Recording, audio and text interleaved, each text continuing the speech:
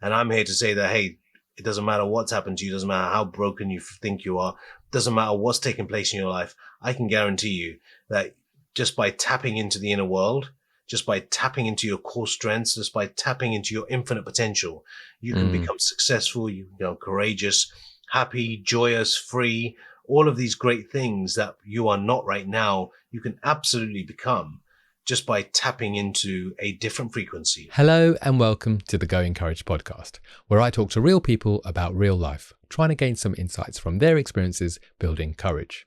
Before we get started, I just want to encourage you to hit that subscribe button on YouTube. It really helps the channel grow and it helps me to bring more guests onto the podcast. You can also do the same on Apple Podcasts, Spotify and Amazon with a like and a follow. And if you're looking for links to social media channels, you can find them at www.goencourage.com. You can also grab a copy of the Courage Journal, which is a 31-day prompted journal designed to help you build courage in your life. All right, with all that said, let's bring on my next guest and let's see where the conversation goes.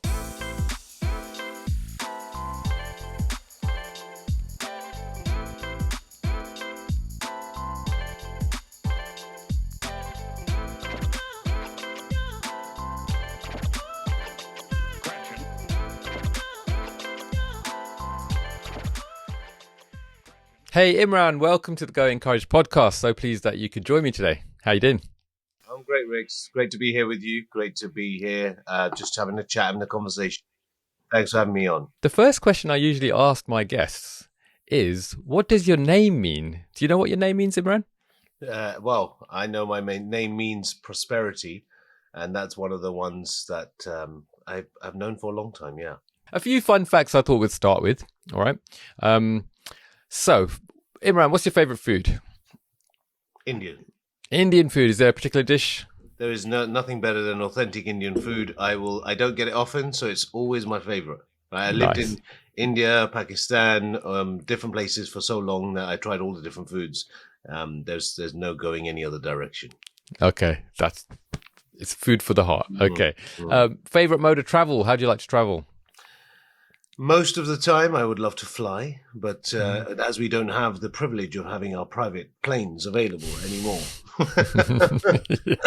I'm in the car. I'm on a motorbike. I actually love to ride on a motorbike. That was my favorite way of traveling because you get there so much quicker, so much faster. But since having children, life's changed a little bit. What were you riding? What kind of bike were you riding? I had a Ducati 1200. It was a Ducati Diavel. It was a huge bike, and I had a lot of fun in that, a lot of joy in that. And then I had a sports bike, took it on tracks and stuff. That was good fun. Reminiscing on times that I feel will come back one day. I'll make sure they do. Yeah, I like that. I'm just getting into that world actually, past the first level and about to pick up a bike in a few weeks' time. So, yeah, I'll when I get to a particular level, I'll give you a call. We can go for a ride. It'd be awesome. All right.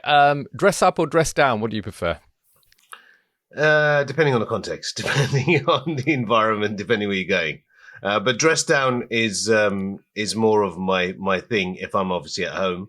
Outside and stuff. I do like to go out and I'm always training. That's the problem. I'm always teaching, so I'm always feels like I'm wearing a shirt and trousers or shirt and jeans or something anyway. So when I'm out of that environment, I just like to dress down. Yeah, I like that. I mean, I've seen pictures of you on Instagram and on the internet and stuff, and you always look sharp, man. So yeah, thanks, bro. All right. Are you an early person or a late person? Combination? Does it vary? Different, I feel. Depending on what I need to do. Where I get most of my work done, though, that's in the evening.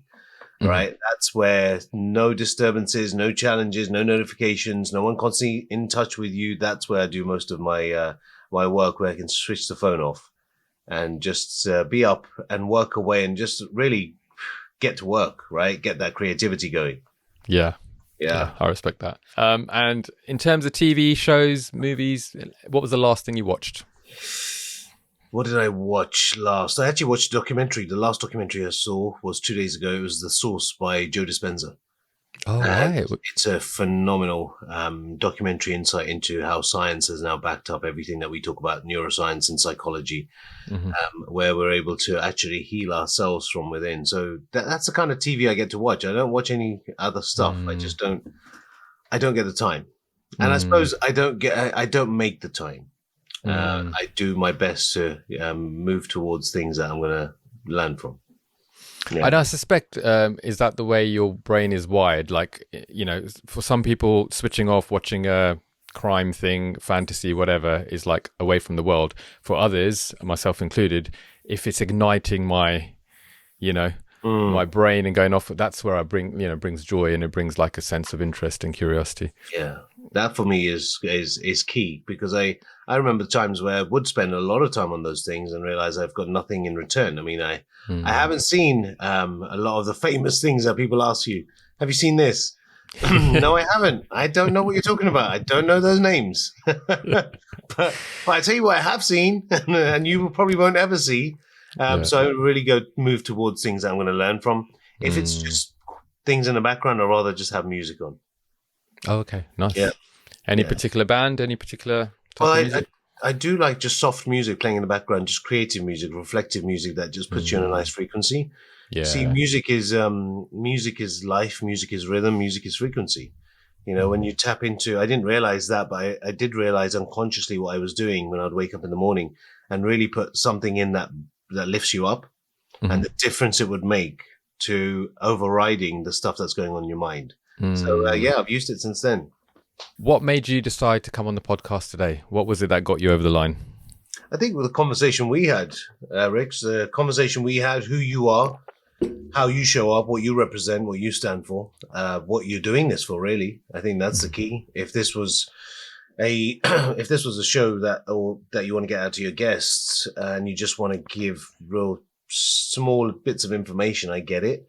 And I guess some people do, but this is something that you want to educate your audience on so they can have greater insights. And I think based on the conversation we had and the connection on how we aligned on what courage meant to us, I feel it's definitely something that many, many more podcasts or many more people should be tuning into this podcast to know what courage really is about from a variety of different perspectives. I love that. Thank you. Thank you for saying that. And I have to ask, have you subscribed to the Going Courage podcast yet? Absolutely. You should. Nice. I think everyone should. There's not many courageous podcasts out there that you can actually subscribe to and watch different people from different places, different backgrounds, actually have the ability to be courageous enough to share whatever it is that's gone on and their moments of courage in their life. So this is a great space and place to be able to do that. So anyone listening, subscribe to this podcast. Hit that button. Hit that button right now. Hit that button. Excellent. And on that point as well, like I think for me, sometimes I get asked, what is your mission? Why are you doing this? And I think it's not about being an expert in a particular field. It's about understanding how courage shows up, like you said, for different people across different perspectives. And there isn't one way, right? There is a universal kind of way of looking at things in terms of bravery, showing up, doing the work, doing the shadow work, facing your demons, all the rest of it. But actually what that looks like on a day-to-day is so different for everyone. Like everyone has a different path and a different obstacle that they're trying to overcome. So I find that fascinating. And selfishly speaking, I learn a lot from it. Yeah, well, you take a lot from it as the host. You get to speak to people, get to share your stories, ask them questions, and you get to play a part in actually spreading that message so much more. Because a lot of people don't. What I found in the world that I've been working and living in is that a lot of people don't share those stories. A lot of people don't share our wins.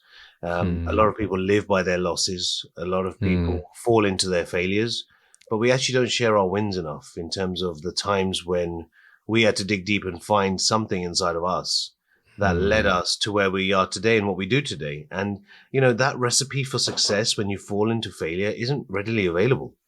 And that needs to be available. That, hey, these times are going to come, but be ready because leaders anticipate. And if you know it's coming, get ready because then now it's time for you to go in courage, for you to use your courage, right? Yeah, I like that. It's well put. I just want to say to anyone listening or watching, we actually don't know each other. We met once on a Zoom call, had a little chat. We found, like you said, there's an alignment to what we're about in terms of our heart's positioning.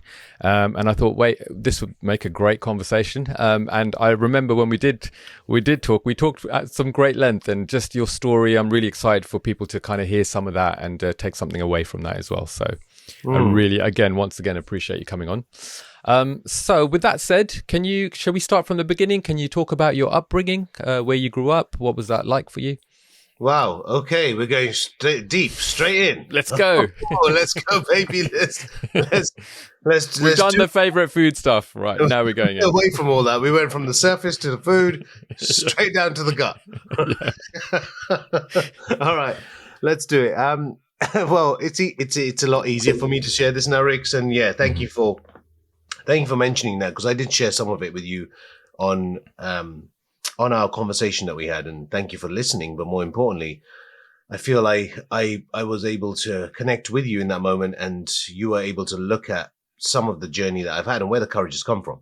Now, I didn't realize there was courage in the journey until I started expressing what had happened and how it happened. So journey started fairly early on. And for me, it was, High Wycombe, Lane End, grown up to in a particular environment. But one thing I do remember, and I did a lot of work to go back to this place, was one of my earliest memories at the age of 3 was to go into a place in space where I was then being taken away from my mother at the time, where I lived in High Wycombe, put in the care system essentially. And I didn't realize what was going on at the time. But as life moved forward, I got to figure out a lot more of what was happening around me, a lot of confusion. It was myself. It was my older brother. He was 2 years older than me at the time. We didn't have a lot of people to ask questions to. We didn't have a lot of answers. So you sort of lived in this space where you internalized everything. And you became a little bit of a shell of yourself as a child. Normally children at 3, 4, 5, they're playing, they're out there, but you felt different. You felt your frequency had shifted. Something had changed.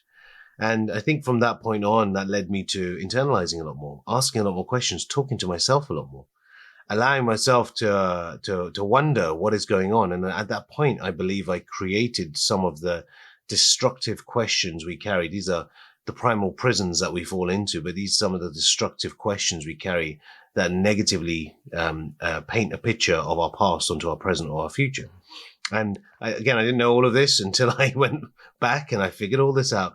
However, growing up was interesting because you sort of felt like you were in a situation that you didn't know what the situation was, but how to get out of it or how to make it better again. You didn't know what life had in store for you because you didn't know what life was. However, you're trying to now find what life is. But in order to find what life is, you need the certainty and security as a child to know that it's okay to go and ask those questions, to go and take that step forward, to go and do some of the things your friends are doing.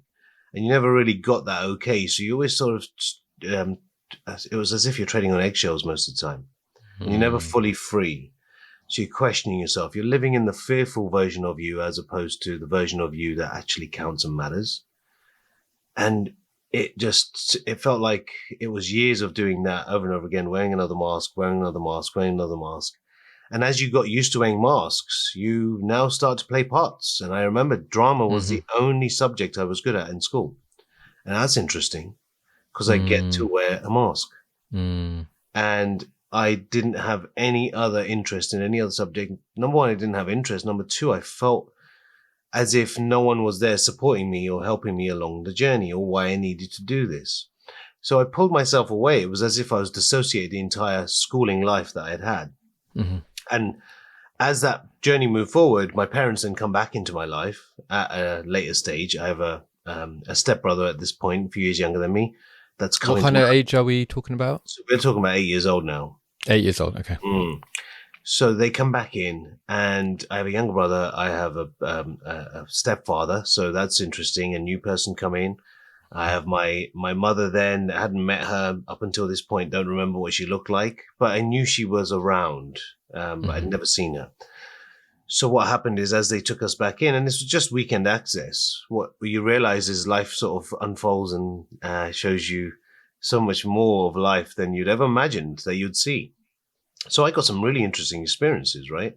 I Mm. got to travel around the UK. I got to see crime firsthand. I got to see how people earn money. I got to see how people have become extra resourceful at times when they need to. I got to, excuse me, I got to see different characters, different personalities, different people. Life on the streets, what it looked like late at night. It was as if there were no barriers or no boundaries in some sense, because what they were doing was crime. Mm. So financial crime, and they were committing that across the UK in various ways. Yes, as a child, it was exciting to be in a place where there's lots going on, but there's lots of chaos and madness, and you realize you have no stability and security anyway. So Mm. from this shell of a child, I ended up having this exposure, but then not wanting the exposure, and then feeling the fear and the negative sides of all this exposure to all these other things, whether it's Mm. car chases with the police, whether it's arrests, whether Wow. it's whether it's people, whether it's gangsters, whether it's all sorts and everyone. It's an interesting time being in Southampton at that time. So that's in Southampton. My childhood was in High Wycombe, so that was weekend Mm. access. As I grew beyond that, as the years went on, what happened is that the social services at that time decided it was okay for the parents to take us now, stepdad, Right. uh, mother, went and moved, and that's where I think life changed completely. Okay. Yeah, that was a big shift. And can I ask, just so we've got the almost two versions of life going on here, right? You've got one version where there's a lot of crime, there's a lot of action, there's a lot of exposure, and then you've got the other life where it's not like that. Which way around was that? Was that in the care home that you, sorry, whilst you're in care, did you see more of the sort of, let's say, darker side of things because of where you were, or was it the other I way think around? no, I think I saw some dark sides of how humans are, absolutely, and both elements. But the darker side was out in the world of crime, Right. the world of change. That's where I got to see people I'd never seen before, exposed to places and spaces I'd never ever experienced in my life. So again, Mm. I'm making sense out of this, but also I'm trying to gain some certainty within the uncertainty that life had presented me with. So Mm. there was a lot of that, a lot of me questioning. And one thing I think is my strength as I went through life is, yeah, now people see me as they think I'm an extrovert. They think I can talk to anyone at any time, at any point, just bring me up and that's fine. I'll take over. But naturally I'm an introvert. Mm. I'm internal. I'm internally based. I prefer talking to myself inside. I get, my energy does get spent a lot. I do end up expending a lot of energy. And I love speaking to people. I love encouraging people and talking to people. Absolutely. But I do know really I'm an internal person. Like I know my favorite place is my cave, Mhm. Mhm. right? And that too is part of the mountain, I was going to say, right? all on top of a mountain, right? Yeah. I mean, that's my favorite place, meaning that's a place and space that you remember who you are and you Mm. remember, you actually go into your internal world and you go and actually talk to your internal world. So I Yeah. remember talking to my internal world very early on. And as that went on, I then saw the crime world take place and I felt that painted another picture of life on top of life itself. And I had more confusion because I didn't know what was going on. I saw the world of Mm. prison because my parents now at this stage are in prison. And then I Mhm. see the world of, as they come out of prison and we're totally with them from that point onwards permanently. I then see the world of, crack and cocaine, right? Mhm. And see the destruction that causes people in life. And I see Mm. my parents then get hooked to this and obviously no fault of theirs, whatever happened. Um, but got hooked to this. Obviously everything's a choice, but sometimes you just end up in situations and circumstances, or you don't deal with your own crap, and then you end up resulting in things that actually hurt other people in Mhm. a more profound way, a more powerful way than you ever thought possible. So, I imagine if I asked them now if you could go back and change those 5 years, those 10 years of what happened, would you? And that would be a heavy burden that they would potentially carry because of the damage that those 5, 10 years did, not just to me, Mm. but also my younger sister, my older brother, my stepbrother. There's many people involved in this. Mm. But yeah, that was the first time I saw drugs for what they were. And I saw human beings really give up their entire life, their mind, body, spirit, soul, give everything to a drug. Mm. And that's I saw the destruction firsthand of people and saw how depraved and how inhumane humans can be. And Um, what was your response I mean, I appreciate we can talk with hindsight now, but do you remember being in your shoes then? And what was your response to that kind of lifestyle or being exposed to that? Or even drugs itself? Like, did you think, oh, this is a natural way of life because I'm being exposed to it? Or were you more like, I'm Something's so up. against this? Yeah. Something's up. Something's wrong here. Something's messed up here. Some people wrote the script in the wrong way using the wrong pen, or they rubbed all this section out. Something was wrong. I knew that. And I think this is why, I've been internal most of my life. And I feel that this was the moment that I realized, this internalization of knowing. I knew this was wrong. No one needed to tell me, but I knew it. I knew it was wrong. I knew that there was a part of me that knew that this was not right. What they were doing was not right. Never enticed to even take it. Never enticed. I mean, I saw alcohol around a lot. I saw drugs around a lot, but I was never enticed to take any of it, to try any of it. So I knew internally it was wrong. It wasn't a fear, but I knew if it does that, if this equals that, then I'm not touching it. Right. So this is the interesting thing. Everyone's life is either a warning or an example. And I saw so many warnings growing up, and I saw very few examples. And I didn't know what the example was, but I kept searching for the example. I didn't give up on the example. Many people around me gave up. Many people around me they look for it in their parents first. They look for it in family members. They look for it in people around them, maybe a member of society, a high-standing member. But if there are no examples, they sort of become the warning.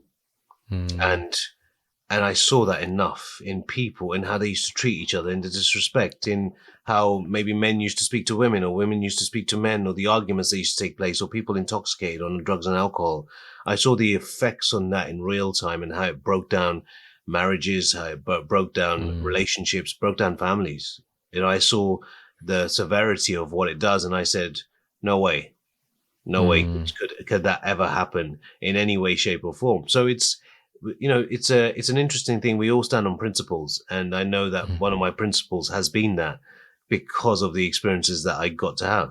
Yeah, it makes a lot of sense. And I guess, we're not talking about just your immediate family here. We're talking about who they're connected to, the communities, the people that they're engaging with. So you're seeing a lot of the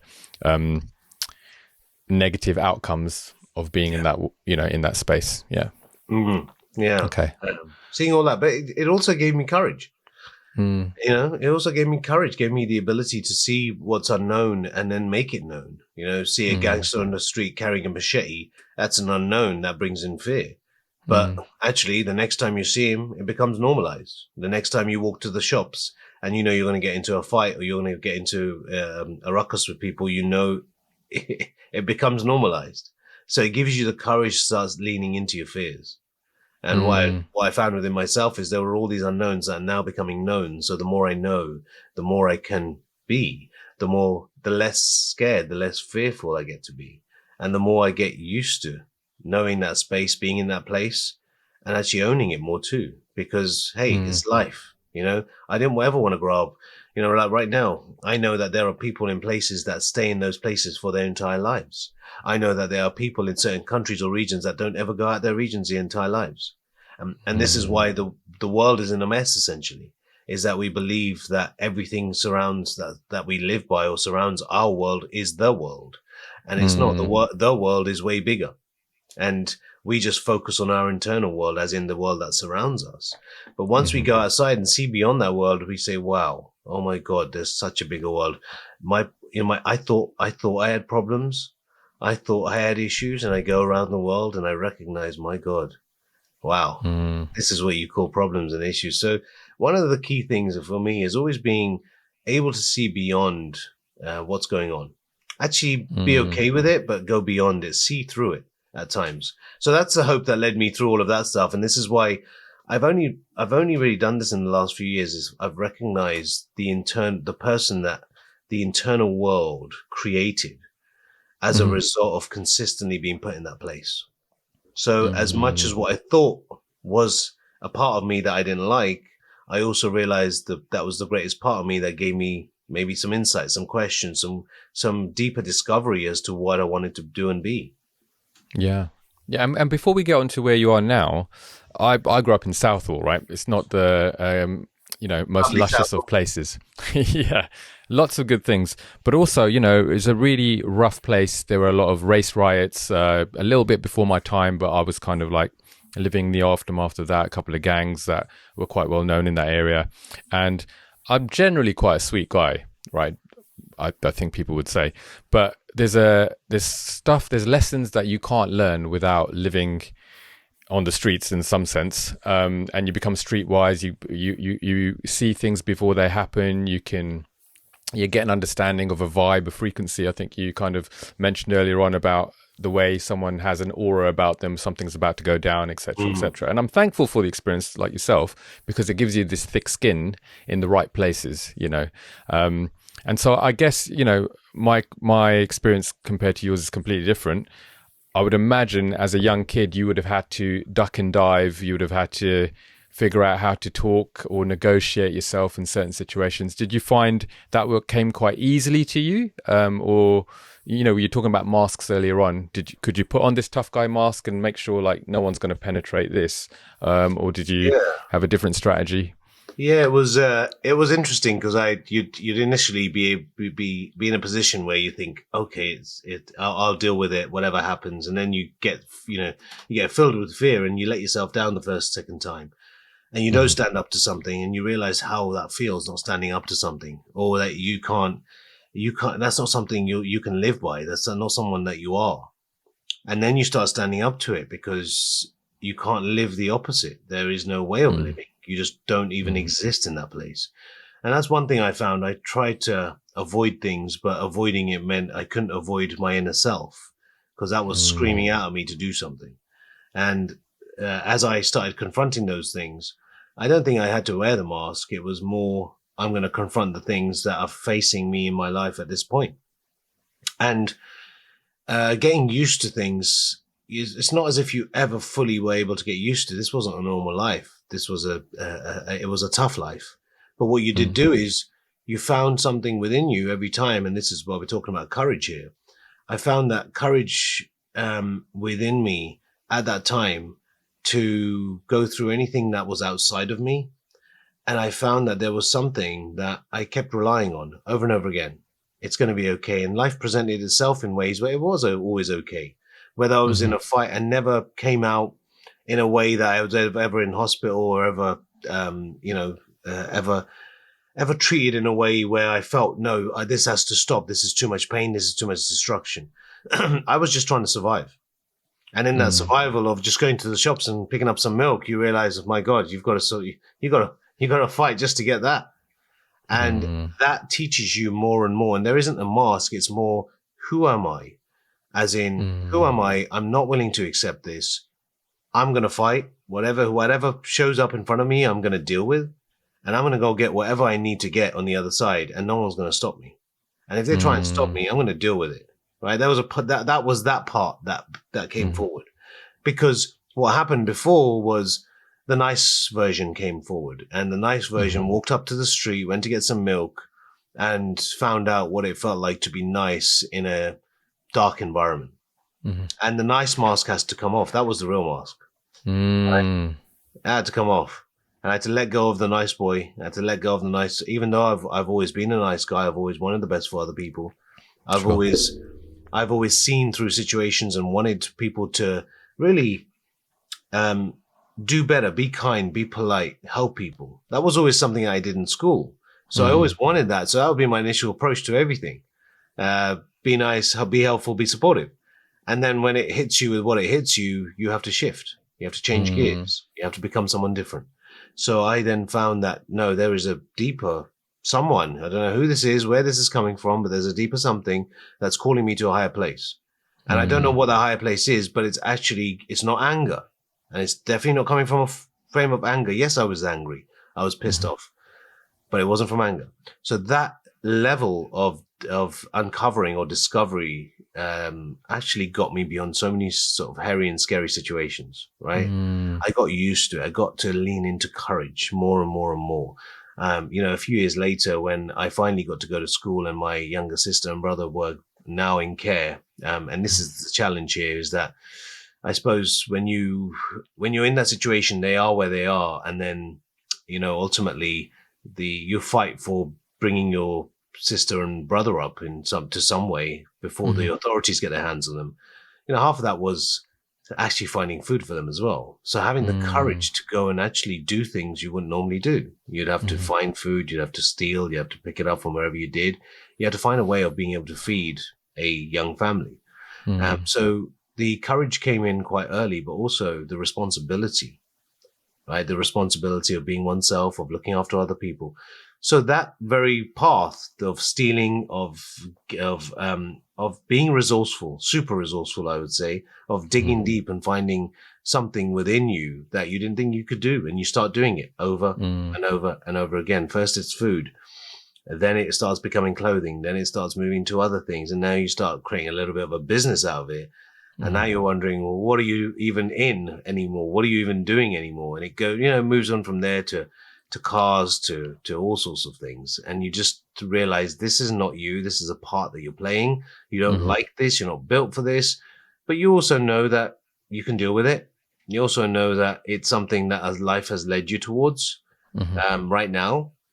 And as I stepped away from that and I finally got my ticket to school, this was when my younger brother and sister were given to the authorities. That's where suddenly everything shifted. And you think, okay, great. So maybe I can get an education. Maybe I can have a new life, right? Maybe I can go and do the things everyone else is doing. So I take this path of this new life and I enjoy it. I see new people. I enter a new environment. I'm looking forward to actually getting involved in studies and doing something different in my life. And I think this is the time where I probably had the greatest test of my life and the most courage that I've ever found ever in my life. And that was being in that schooling environment and actually being in a situation where I was forced into a place where, I've joined here with year 8. I've slowly, young lad, going along. I've slowly got used to new people, new environments. I feel I can make friends for the first time. Like I can actually talk to people. I haven't spoken to too many. I wasn't loud and proud at this point. But there were things that were going on in the background that I didn't even know. So as I'm in that year and things start unfolding, I start realizing, well, hey, oh my God, there is this thing called color that I never knew about before. Whether you're white, whether you're black, whether you're brown, whether you're whatever. And I didn't realize how important color was to certain people. I didn't realize that people saw color. I mean, I've been colorblind my whole life, pretty much. I'm sure many people have. You see people of different color, but hey, you see human and you see the same as you, but just slightly tanned or maybe a little bit more, maybe a little bit less, but that's it. You don't see them in any other way, shape or form. And I found for the first time how I suppose, how punishing, how discriminating, how dark humans can be. So I'm in year 8 and I've got, 40 to 50 kids in year 11, 4 years older than you, wanting to beat the crap out of you because you are not willing to accept the labels that they are trying to enforce and stick on you. And you're saying no, and you're fighting back, and you're saying you're hitting them back with things that they don't want to hear or no one stands up to and says. And you're one of 5 Asian kids in the school, and you're not willing to stay quiet. You see, they didn't realize who I was or where I came from, and nor did I, until I realized. And I realized that, hey, one thing you don't get to do is question me, my color, my skin, my background, who I am. You haven't lived an ounce, you haven't lived a moment of my life. And you get to determine who I am, or you think I'm going to let this label stick. And yeah, we've all let labels stick, haven't we, in our lives? We've all let things that we're not stick to us, that people have said while we're young. We've all of us have allowed that to happen. But this label, even though I allowed so many of those other labels to stick unconsciously, not being aware of what was coming at me, and I allowed them and I lived by those labels and they became part of my story. And I live that lie, but I'm not allowing myself to live this lie. This was something bigger.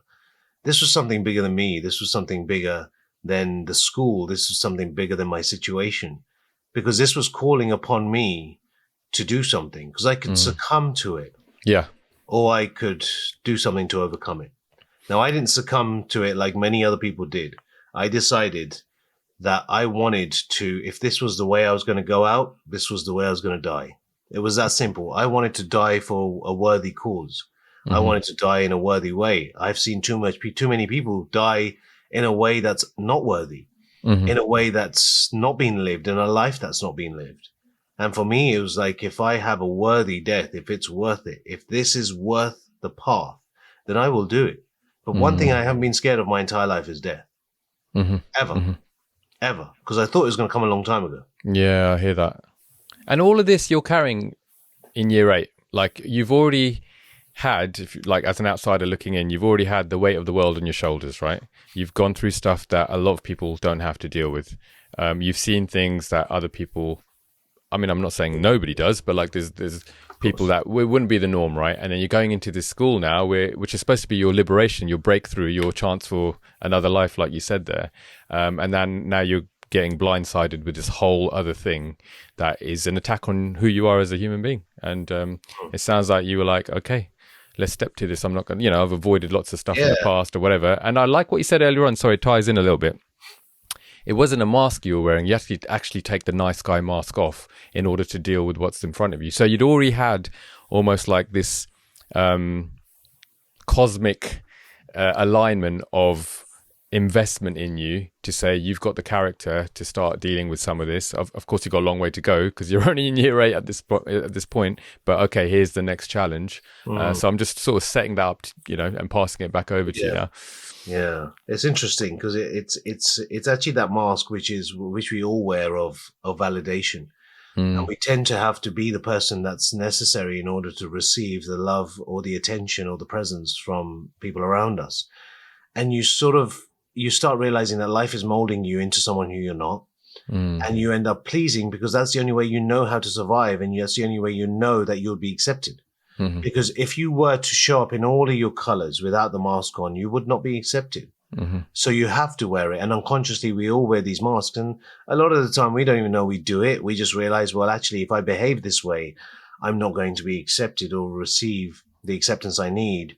So I will behave in accordance to how you need me to. And I will please if I have to. And I will stay, keep my head under the parapet, not do anything too crazy, and wear this mask. So that was the mask. And as that came off, I thought, well, you're trying to protect me from getting hurt, but instead of protecting me, you're making it worse, mate. Right? This mask. So let's take you off and let's bring someone else out and let's get them to play the part and lead the way that you're not willing to do because you're too nice. And life isn't freaking nice. Life doesn't always show you niceness in people, in places, in problems. Life is full of issues and problems. And this nice guy shows up, he's going to be railroaded all over. Right? I wasn't willing to accept that because remember this, I gave in a couple of times and the nice guy felt it. I felt it inside. And this is not me. This is a part of me, but I can no longer be nice for the rest of my life whilst deleting or actually burying the things that are going on around me. I'm no longer willing to do that. Because it's inauthentic, right? In nature. That's inauthentic in nature. And that's the key, isn't it? Yes, completely. And again, some people don't get it. For me, I did. And I feel that younger experience of mine of being internally driven and having a connection, I felt, to a higher power. I don't know how, I don't know where, I don't know what, but I knew I had a connection in some way. That's why, to some degree, I've never been scared of death. It felt like, hey, if it's here, if it's somewhere else, I don't mind. Take me. Let's go.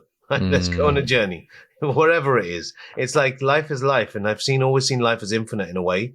I don't think I saw it in that way at 8 years old, but I felt a sense of something that, hey, if it ends today, if tomorrow is a better day and it's somewhere else, so be it. The only known we've come, and I've realized this throughout my life, the only known we've come into this life with, knowing that one day that we are going to die. That's the only known. Yep. And we run from that very question. That's the thing we never think will happen, or we don't think it's going to happen for a long time, or life doesn't teach us enough about it. So as that's happened and I've stepped into it and I realized, well, actually at this stage, you got to realize what I was thinking internally. Well, hey, no one wants me. That was number one. I don't have, the family's given up on me. Parents, all of them gone. They'll rather be with other people. There are no family members around. My brothers and sisters are gone, right? School doesn't want me. These kids obviously don't want me. Life doesn't want me. The environment doesn't want me. No one around me wants me. So, hey, how bad would death actually be? So Yeah, it logically was makes sense. Yeah. it was embracing it and saying, hey, if you're never liked by anyone, you're not wanted by anyone, you've never really had a good thing said about you by anyone in any way, shape, or form, you've only seen pain and problems over and over again, you can sometimes get to the point where you just believe. And I remember I did get to the point where I just believed that, hey, however short this experience is, Hmm. it is what it is. And whenever it ends, the next chapter, the next story will start, or I'll land into the next place. Mm. So I think Peterson talks about life being suffering. We hear the famous, Rocky monologue about life being hard and it'll beat you down to your knees, right? And I think once, I'm hearing this from you as well, like if you can just accept, that question, everyone, like, why is there so much suffering in the world? Why, if there is a God, why is there suffering, etc.? And they kind of miss the obvious point, and that is that life is suffering. Like, it just is. Like, life is like that. To your point about traveling the world, if you start to see how most of the world operates, not just the small percentage of us in the West, right? It's a hard life out there. And so I really love your spirit there to go, okay, this stuff that I've been through and what's in front of me, as a young man, as a young boy, I'm going to now embrace. And instead of like playing the victim, I'm going to look at, okay, I'm on the field now. How do I move forward? yeah. So what did you do in the reaction to, or response, I should say, to this? All right, you're a person of color now, therefore you are less of a valuable human being. What was your sort of journey through that? I've never, I've never understood it, and this is just straight up on the podcast. We can say even today, I just don't understand it. I don't understand that we have lived 300,000 years, and today we are still talking about the pigmentation of someone else's color. Or we are still keeping regions down, whether it's Africa, whether it's the Middle East. We are continuously bombing and bombarding places. And we are then questioning the very people of color that come over to the Western world. And the color has never, ever left humanity. We've never allowed ourselves to get beyond this thing called color. And color, because of what someone represents or how someone identifies themselves by, I never understood it. I never understood why black people had to go through the centuries of slavery that they were essentially, even now, essentially nothing's ended for them. When we go back to certain regions that have been colonized and over again, and you realize, wow, why has this happened to people and only certain types of people? So again, color is something for me that I never knew existed until I started realizing the effects of being a particular color in a certain environment. I never knew the word, what white people meant, what black people meant, what other people. This wasn't made up. This isn't something I made up. I was taught that. I was taught who I am. So I was taught how bad I was. I was taught the devalue of being me. Number one, from the background or not having the parents. And, you never want to be in a position where you say, hey, I don't have any parents, or my parents gave me up, or, they're not around. You don't want to be in that position because you realize the world instantly devalues you as a child. So you don't want to do that. So you wear the mask on that. But you also see the devaluing just by who you are, because you are a particular color. You come from a particular region. You have a particular standing. You have a particular education. And it's not most of the world. Let's be clear. It's a number of people that see you in a particular way that have also been conditioned to believe certain things about people of color, right? I can't blame them that they woke up one day, but when the narrative has been so heavy throughout decades and decades of what people of color have become, or what they do, or how they infiltrate in the environments. And, we're talking about this right now whilst there's an immigration crisis, or should we say taking place in the country, or what's taking place in Gaza right now, right? What's taking place around the world right now.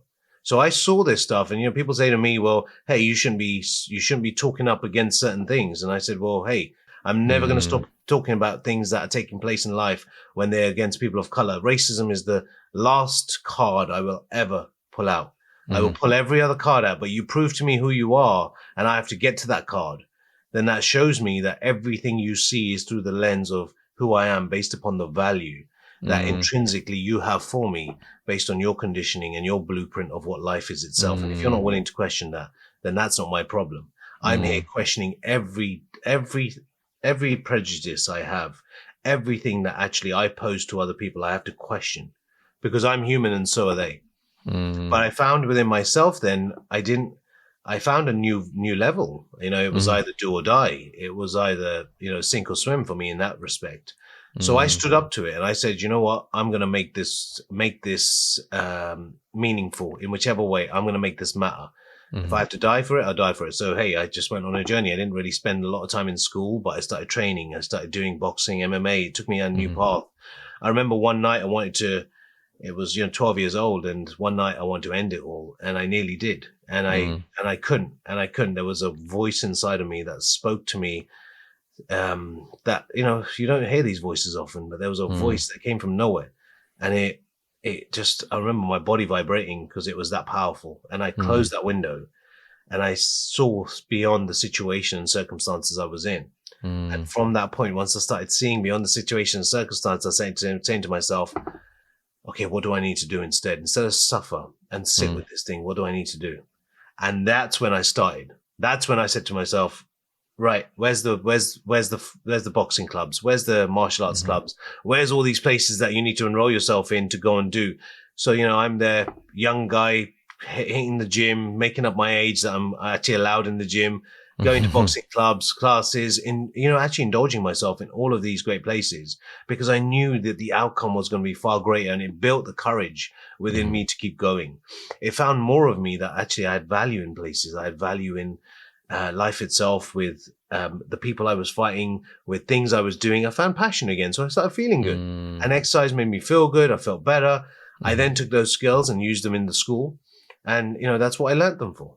I learned them to use on the streets in the school. And yeah, I fought nearly every single person in that school that ever did me any harm or damage.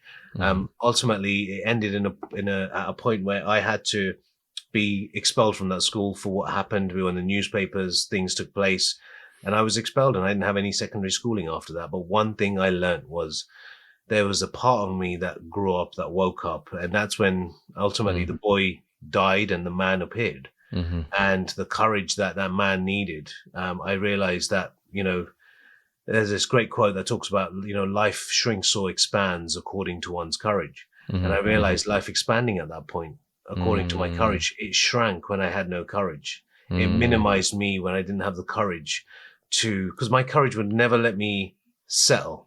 My courage just wanted to expand. It saw things through new eyes, in new perspectives.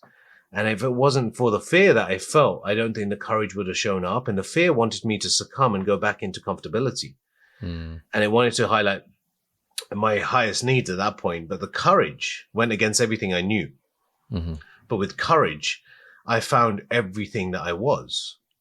And with fear, I didn't. You see, it's courage finding everything he was, because I started understanding it. I started stepping into it. I started embracing it. I started acknowledging it. I started using it.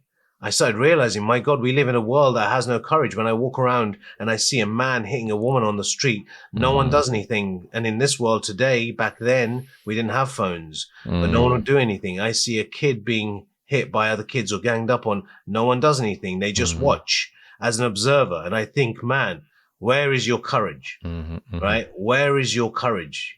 As a human being doing the right thing, I see now videos of people where, yes, there'll be an injustice taking place and no one will do it. They will film. They will stand there filming the situation so they can put it on social media. But no one will, very few people, shall I say, very few would get involved. Very few would see someone laying down. I saw this video on a tube the other day. Literally, someone's passed out on the platform of the tube and everyone is walking over this person. And walking beyond them, no one's stopping to help them out. That takes courage too, to stop and help a homeless person. 100%. To stop and see life in the real way that it is. To stop and see someone else's circumstances and take yourself away from the stuff that you're actually experiencing and going through. Maybe step into someone else's world now and then. That takes courage. It takes courage to see someone beyond the perceptions and the projections and the conditioning you've been conditioned to see them through. Right? It takes courage to actually find a new perspective, to find a new decision, to actually go and help a human being that you don't know, that's a stranger and that comes from somewhere, and you go and help them. That takes courage to go and speak to someone, say, hey, how you doing? To say someone's name, right? To actually be human. That takes courage. And I think when I say it takes courage, it actually doesn't take courage. It's we've conditioned You're to right. be our lower self and our fearful self. These are normal human attributes and normal human communication. Mm. But we have been so put down in terms of diminished and so suppressed that we don't even know what courage is. Most people don't know because they've never felt it. All they felt is fear. Yeah, and then you're so right. You're so right, because even if you look at it relatively, right? So you touched on it a little bit. There were, I grew up in the 80s, the 90s, and you didn't have all these phones, right? And if there was a fight going on, you'd either get involved or you try and stop it, or there'll be some auntie, oh, you shouldn't be doing that, da da da, and they'd act like your mum and tell you off and give you a clip around the ear and all the rest of it, right?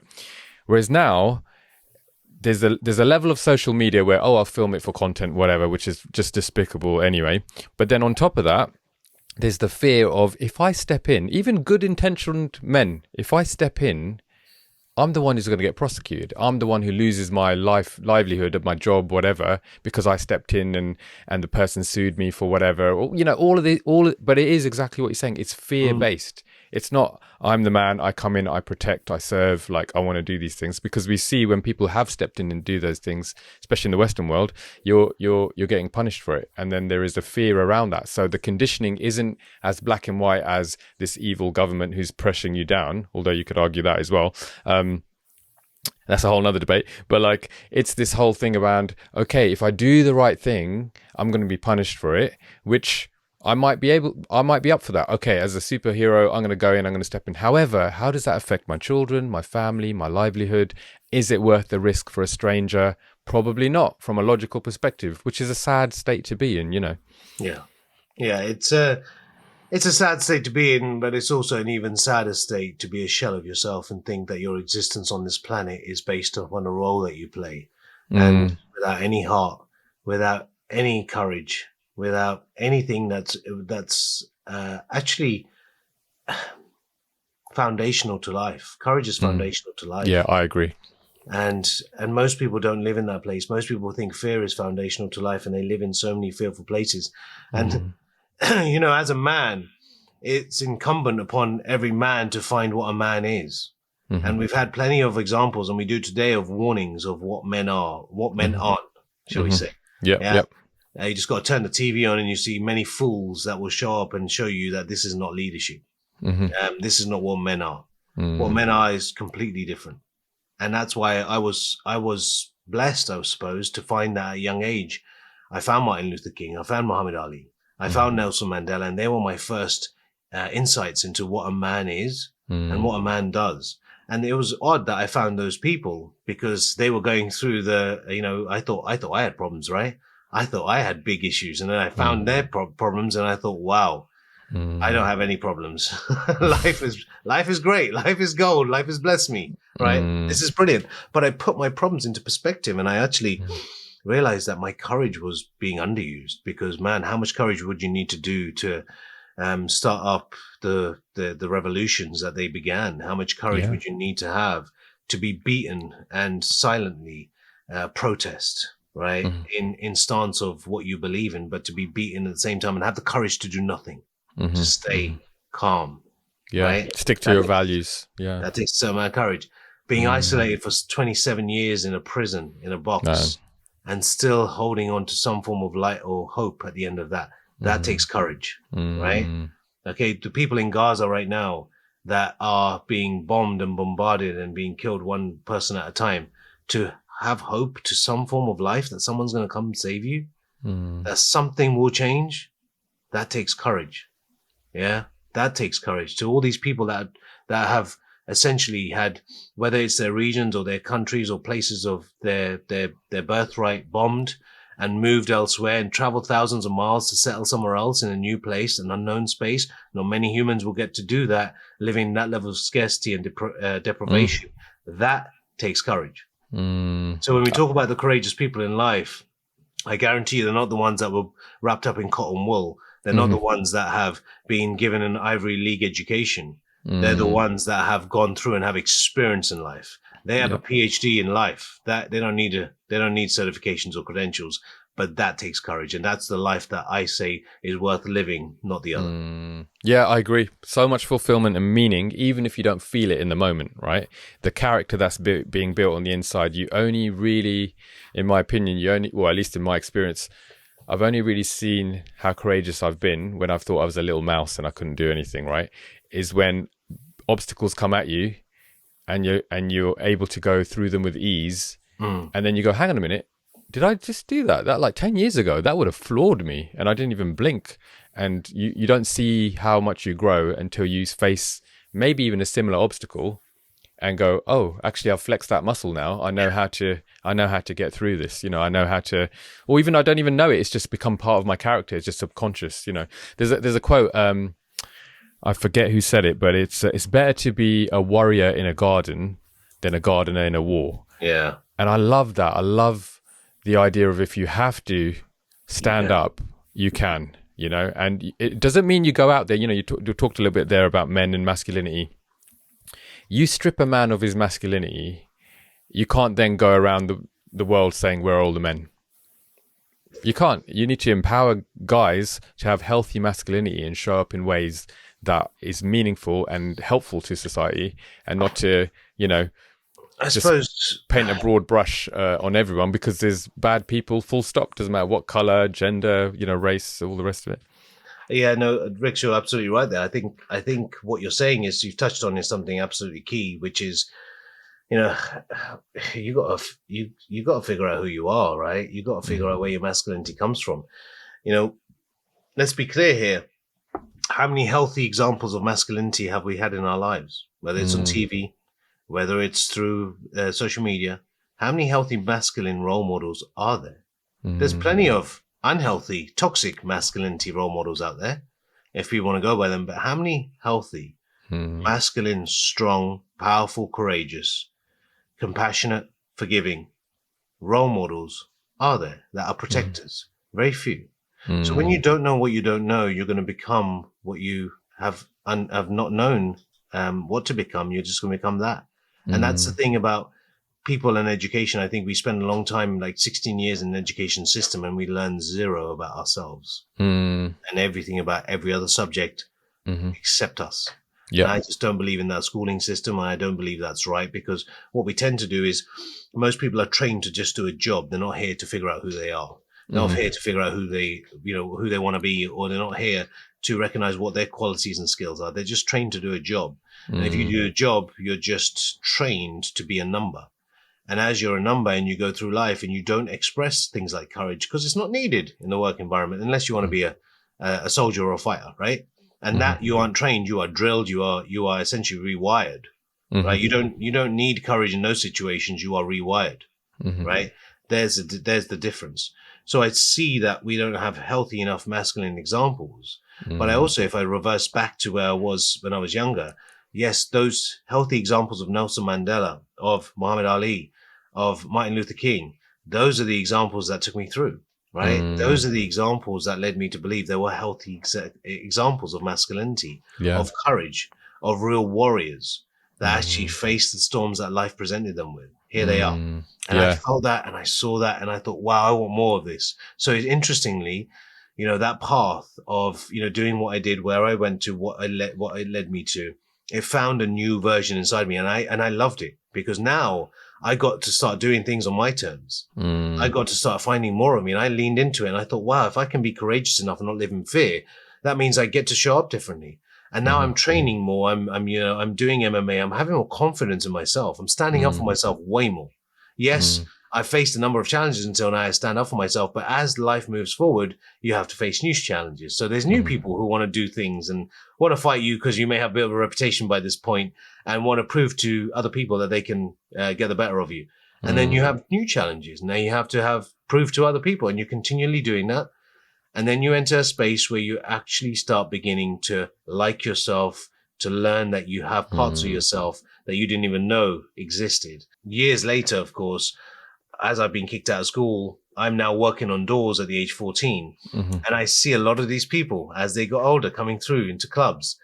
And interestingly enough, whether I had fought them before or how they had changed, a lot of them would come up to me and apologize. A lot of them would come up to me and say, I'm sorry, I didn't realize what I did and how I did it and what it caused. I'm so sorry, it wasn't me, it was the group. I needed that.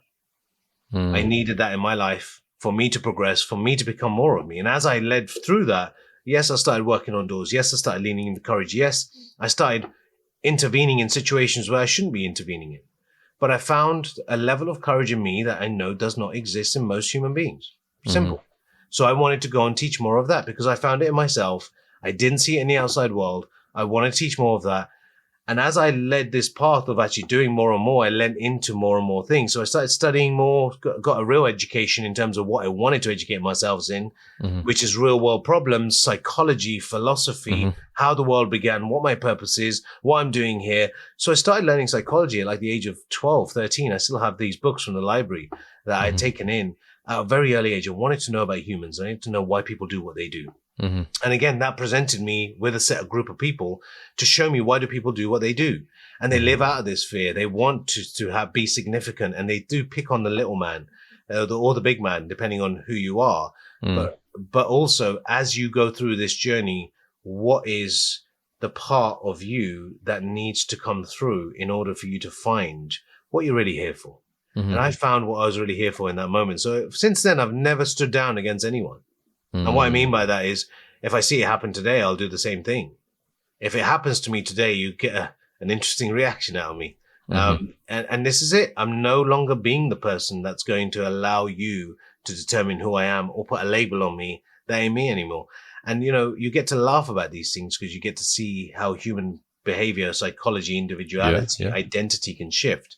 And as I've gone through the levels of my identity, I started then getting to a point where people started gravitating towards me. The more I own myself, the more other people want to know me. I was going to make that point. There's an attractive trait about knowing who you are and then standing up for your boundaries. Like that's an instant attraction. I'm not talking romantically, but just as a human, there's an energy that you create there because a lot of people, don't have that or haven't had the experience or haven't responded in that way or have been programmed a certain way that when they see it, they're like, this is different. This is new. This is empowering. This is liberating. I want more of this. And you start to move towards those kinds of characters. Yeah, that is one thing I've seen now and I get to do now, which is, that courage led me to then have people come and gravitate towards me. I wasn't in any relationship at that point. And then I realized, oh my God, this could cause some trouble because now this is pulling in certain people that want to be in a relationship. And I'm so messed up. I'm not the person that needs to be in a relationship at this point. I love the self-awareness there, I have to say. I'm like, I do not deserve to be in a relationship right at this point. So as it moved on, I started then getting invited to be in theatre shows and being these events and doing these things in London. And I didn't know what all this meant, but I liked it. I thought, okay, this is interesting. People are actually coming to me, theatre directors, producers, people from production houses in London and want me to be part of their production. So I thought, okay, let me go and explore what that looks like. So I went to explore and realized, okay, well, there's a great character I can play within a part. And I can learn this thing called acting. I always loved a bit of drama. And you liked the drama, didn't you, in school? Yeah. And I started now leaning towards that. And I started doing roles. Now I'm on theatres in London, or I'm doing shows, and then that led on to other shows. And now people want me for nearly every one of their shows. I'm performing in front of 10,000 people at Wembley Arena. And I'm like, wow. And I'm like 19 years old going, oh my God, people are shouting my name, right? Screaming my name. I end up then, Bollywood directors and directors of cinema come up to me, want me to be in their movies, want to have these conversations. Again, I don't know much. So I may be brave, courageously internally, but I don't know. I've experienced so much. So my shadows came up there because now I'm dealing with the different levels of human beings in the real world space, should we say. And as I'm dealing with these human beings, I'm also realizing I don't really have a lot to say. Yes, I want to play a part. Yes, I do love to do so much. I love to have a greater impact. But I don't feel I know this world. This feels like a complete different world. And at the age of 19, I then traveled to India.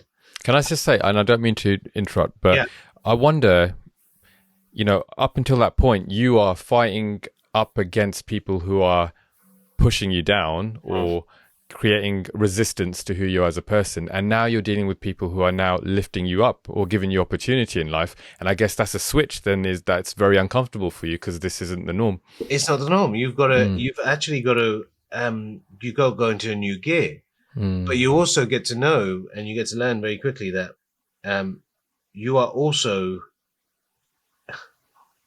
Pakistani, right? and the people that you're dealing with are mainly Indian. Mm-hmm. And you do sometimes find a new level of racism you didn't realize existed. Yeah. So it's weird, man. It's human beings are weird, you know. Yep. It's not talking about one type of people. I'm talking about everyone here. Yep. We're talking about racism. We're talking about us. We're probably some of the biggest. Yeah, I was going to go there earlier on as well with that, but yeah, do you know what? Just while we're there, you know, I've been in spaces, you know, in white communities, brown communities, black communities, talking to people, and yes, there's racism, right?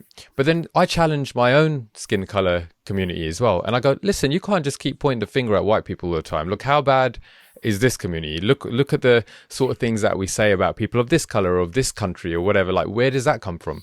And is that malicious in nature? Yes, it is. So then you can't. How can you point fingers if your own house is dirty? Like, let's clean ourselves up. I think and for all of us to go on that journey, to go, hang on, you know, going back to what you said, and I was the same when I was a child. You don't see color, you see character. If you can see character, you're winning, because then you can say, right, this is a bad character. Let's put that to one side, or work with them. And this is a good character. Let's put that to one side, as opposed to, well, all brown people or all white people or all black. You know, it just doesn't work. It's you know, you're so right there, Rix. Is that, you know, you know, we're not conditioned to hate people, to identify people, to label people. We are told, and we learn to do that from the people around us, and then we are told what people are like. And I've been with people around the world in the most darkest spaces, people that believe they're broken, people that believe they're not worthy, and you know, life has led me that path because I know I've been there once upon a time, but also I will never, ever go back to subscribing to how the world views people again, ever. And that is, if you have a particular type of education from a particular region and have a particular standing, you are someone of value. If you come from this region, or you are this color, or you are this education, you have zero value. We can kill millions of you. No one cares. No one, it doesn't matter to anyone. That's how the world values things. So this condition, this, I would call it disease, is spread across most human beings, and it doesn't discriminate. And that's where humans have to wake up to say, what am I being conditioned to believe about people that have done nothing to me? Right? What am I doing? What am I doing to myself by allowing myself to go into my lower self, in my ego self, and actually look at the world outside and believe that that these people, or I can determine someone else's value. I may need to look in the mirror first. Absolutely right. Yeah, that's the key. Can I deal with this internally within my own stereotypes and my own prejudice against people? And that's where the magic is, right? Taking that sovereign autonomy to be able to do that before you then go out and lecture other people. Because now you're talking from a position of, hey, I've done some of this work and I've got a lot to learn. We always do. I'm willing to, let's talk concepts, let's talk ideals, let's try to strive towards them, you know? Yeah. But sorry, I totally interrupted you. You were saying you were approached by some Indian producers, and you're at this stage now where they're kind of approaching you with some opportunities. Well, it's a different world. I very rarely said I was Pakistani because I realized, oh, okay, now this is the problem too. And I didn't really realize that until I was around enough people to go, whoa, okay, we have a problem in this area. A new element to discuss and overcome and conquer. I didn't get it a lot, but I did see it take place. And as I grew into these environments, I was on stages and movies and all these sorts of things, went out to Mumbai, went out to India, did my thing, really learned. There was a big shift for me going out to Mumbai, you know, learning in Mumbai, really, you know, being in a new environment, a new world. It's the first country I'd ever gone to. I've never been to Pakistan, never been to anywhere else, never been anywhere. Oh, straight to Mumbai, like one of the busiest places in the world, right? Ever, right? So I land in this place. I'm there with a friend of mine, Fuad, great guide. He took me along there, showed me some things. We had a fantastic time. I never knew the world existed in that way. I never knew this place existed. I never knew what Pakistan and India was at that point because I'd never been. But now I'm there. I'm going, whoa, this is a whole new level of experience. Because your senses, every sense of yours gets overloaded, should we say, right, once you get there. But I didn't fear it. Yes, it was scary to watch people with, you know, cut off limbs and arms sitting on streets, begging for money. It was scary seeing human beings just laying in the middle of a motorway, like whilst cars are driving past and they're sleeping there. It was concerning to feel the energy in the environment where you would see that humans, you see the disparity between, there's so many rich people in this space and place, and there's the complete other side of it with the slum next door. You just couldn't make sense of all of that. It's the contrast is unbelievable. Yeah. It took me a while, and I never got used to it. A lot of people around me got used to it, and never got used to it. But one thing I did do is that, I said to myself, if I'm going to go down this path of going to India and doing this and doing what these people want me to do, I'm also going to make sure that I start doing this for a reason and a purpose. And I started this thing, and I realized there was something inside me that at the age of 13, I kept giving to a charity that I didn't know. I didn't have the money to give, but I kept giving because I thought it was a cause. And when I got there, I realized, my God, there's so much more to give. And I started then distributing 50% of anything I earned because I thought this was now purposeful. It's led me here for a reason. What is that reason? I don't know. It's definitely not just the movies. It's more than the movies. So, I finished my premiere, for instance, a movie premiere. I remember coming down and anything we'd know? Any? Well, yeah, we'll talk about that. I'll throw a few things just so throw you know. A few things. That career, that genuinely did lead me to question myself as to why I'm doing this. And I remember saying to myself, it was never from a place of significance that I want to be on those billboards and posters. It was never from, I needed to be known as a celebrity. It was always, what can I do with being in the position I'm in? Right? So I had all these ideas, but I also realized that the industry was set up in a particular way, and I needed to do something to fix me. At that moment, I questioned myself because I came off stage. I was asked for my autograph. I didn't give it. I felt extremely small internally, really weird. So this came up for me, and I questioned where this is coming from. And then I thought, okay, I need to go and find myself and work on myself. So this is where I traveled into London. I found a Tony Robbins event at this time, this big giant called Anthony Robbins at that time, 2002. I end up in London Excel. I'm 22 years old, and I'm stood there with maybe 5,000-6,000 people in that room at that point. And I'm going, wow, this is some stuff I need to hear. This rings true with all the things that I learned from Martin Luther King, all the books that I've read so far from all these great people. Wow, it all comes to life here. And he talks about courage. And that first day we do the firewalk. And as I'm getting prepared to the firewalk, and I'm talking about walking over 600-700 degrees of coals, I'm getting prepared to the firewalk, and I never thought I could do it. Even when I tapped into the courage I had within me, I didn't think I can do it. I thought I'd burn. And it was a moment where I stood up to that fire lane, and I remember Tony reaching down because I was I wasn't supposed to be, but I found a way to walk into his fire lane, right? This is what intention does. Your cheeky background, yeah. Yes. You tend to find ways to be resourceful. I mean, Tony taught me one of the best things I've learned, which is if you can't, you must. So I said, okay, if I can't be in his lane, I must. How do I get there? And I remember that hand coming on my shoulder, and he says, look forward. Who's there? Who's inside you? Go. And I remember breathing in and just saying, go. And I walked over that fire, came on the other side, and I thought, wow, okay.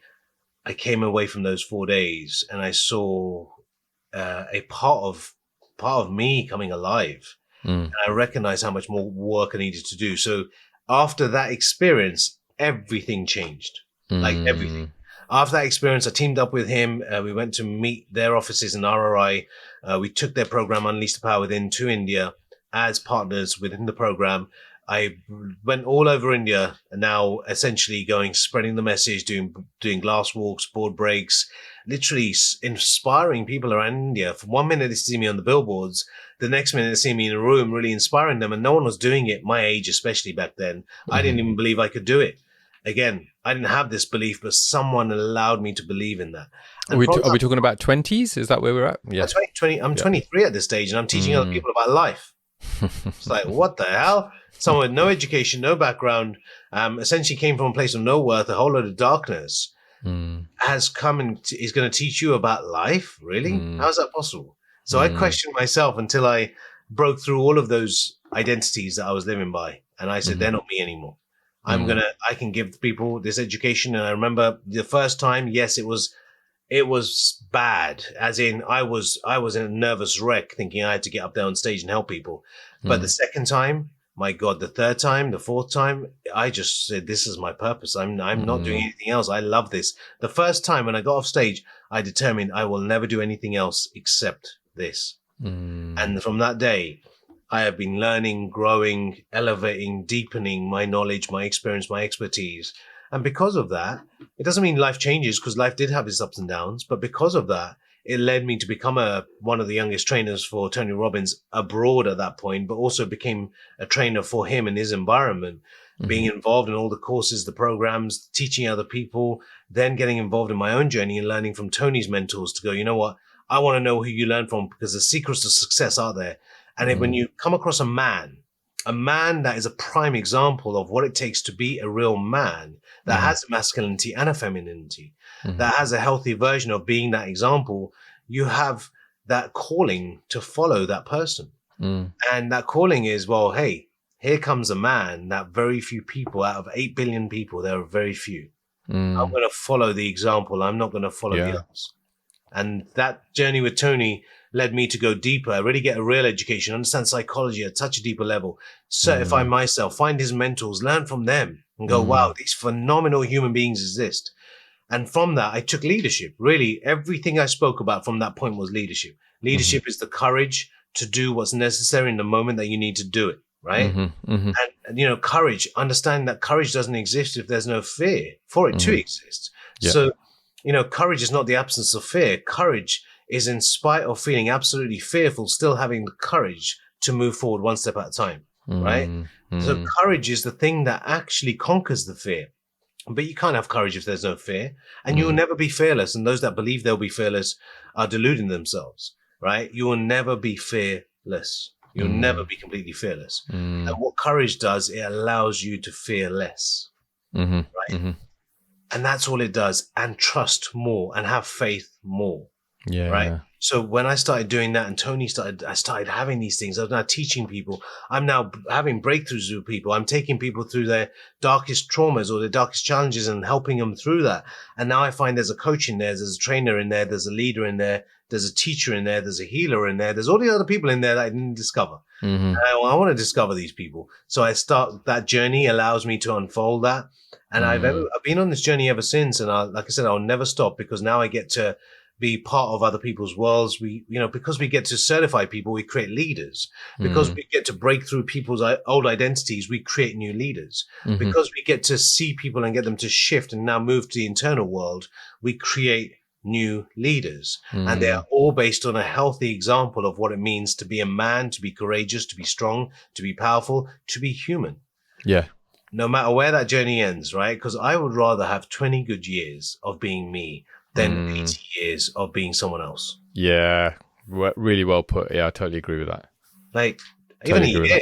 Give me one. Give me one of being me. Forget the rest. You can have the rest. I'd rather have that and leave this place and have it with courage than have all of those years of living a life that's not mine and being an identity that's not me. And that's what I've seen around the world. And because of that, yes, the beautiful thing now, me and my partner, Dr. Claire, she's a clinical psychologist.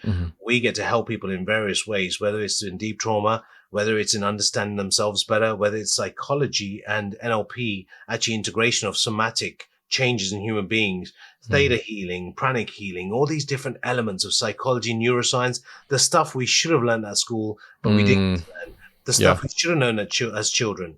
And, her being a specialist in trauma, and childhood, essentially, childhood wounds and childhood challenges. Again, and how did I get there? How's this all unfolded for someone who was nothing if we reversed back in time? That path all led me to a journey where I recognize human beings are way more than we've been living by. And if I'm going to live and have a purpose on this planet, I am not going to let anyone go and leave my environment and not be who they were born to be and not tap into who they truly are, because that is me doing a disservice to myself and them.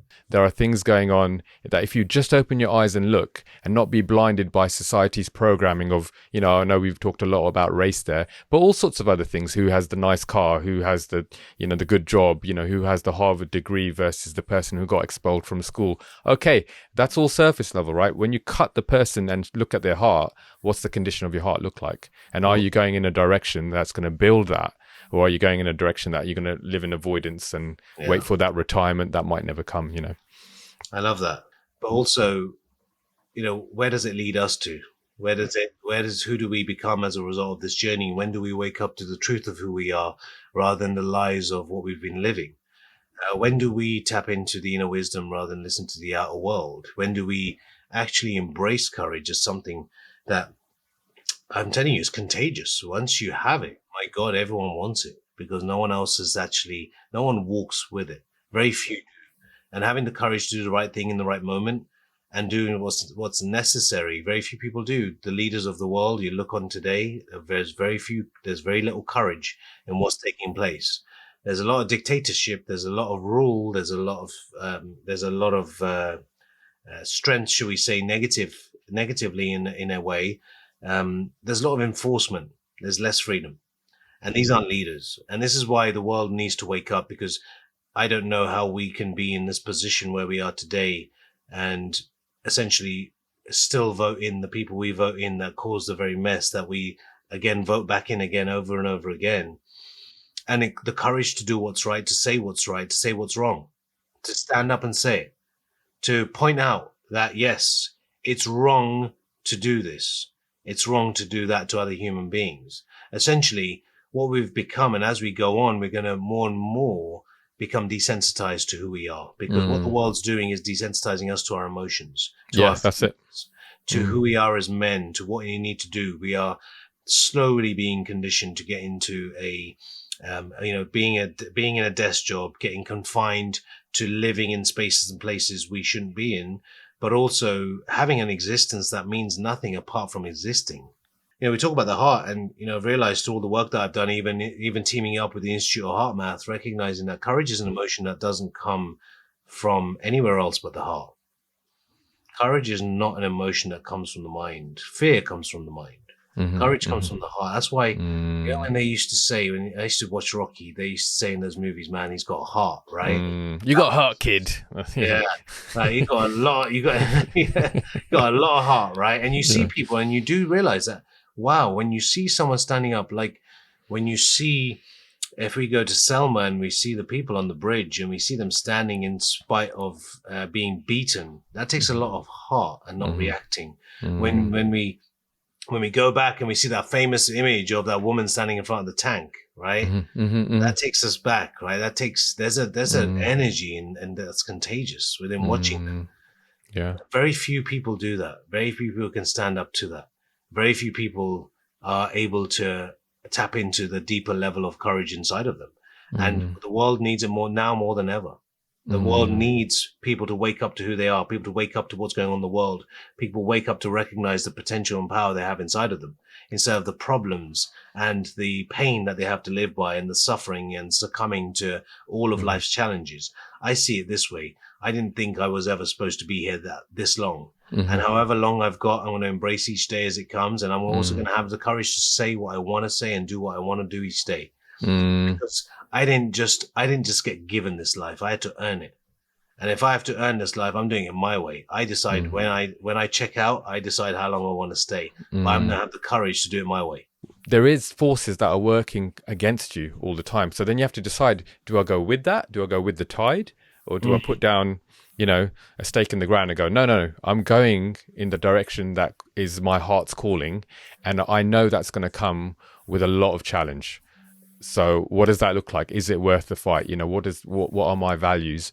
And it's okay if you don't know them. If you don't know your values, it's all right. Let's go on a journey. Let's work it out. Let's go to one of your programs. Let's figure out who I am. Let's do the firewalk. Let's do the thing to really ignite. Because the firewalk, from my understanding, I haven't done one, so I don't want to sound too ignorant here.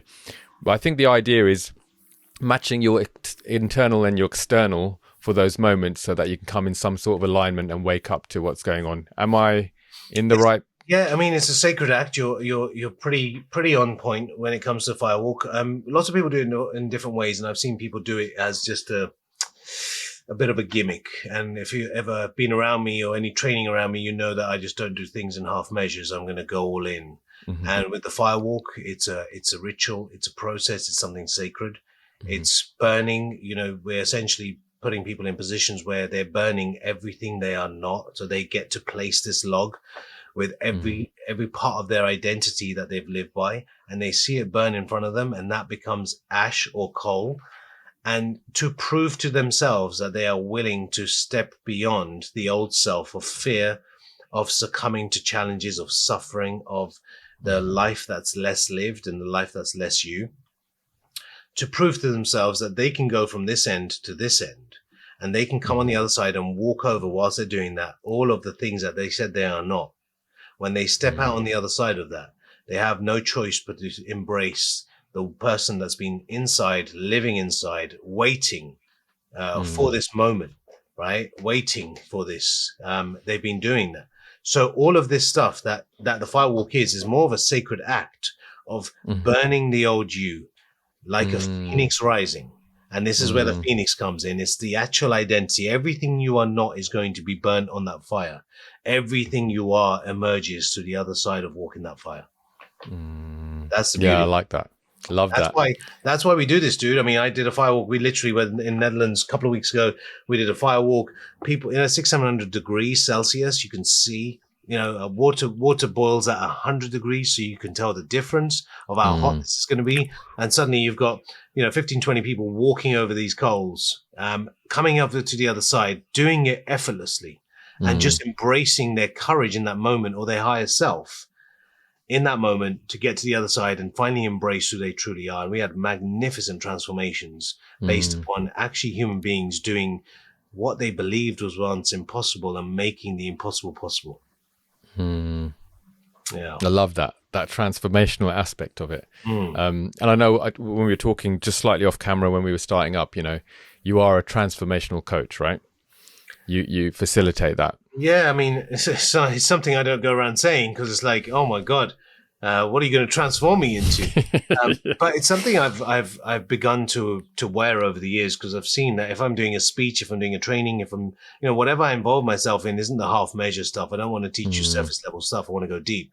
I don't want you to spend a day with me. I want you to actually have a new discovery. I don't want you to learn a new concept. I need you to find a new calling, right?